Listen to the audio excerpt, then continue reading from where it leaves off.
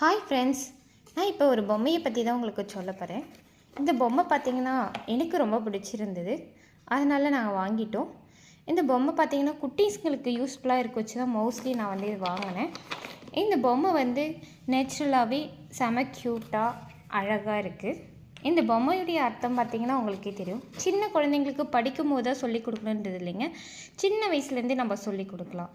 நம்ம சாருங்கெல்லாம் சின்ன வயசில் இது புக்கில் வரும்போது கெட்டதை பார்க்காதே, கெட்டதை பேசாதே, கெட்டதை கேட்காதே அப்படின்னு சொல்லி கொடுப்பாங்க.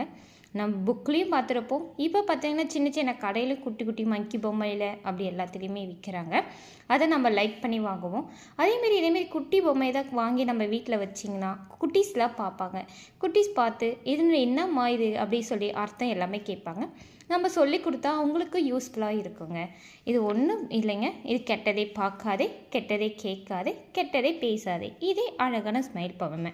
உங்களுக்கு இதேமாரி பொம்மை வீட்டில் வச்சு குழந்தைங்களுக்கு சொல்லி கொடுத்தா நல்லது அப்படின்னு நினச்சிங்கன்னா இந்த சேனலை சப்ஸ்கிரைப் பண்ணுங்கள், லைக் பண்ணுங்கள், கமெண்ட் பண்ணுங்கள். Thank you friends.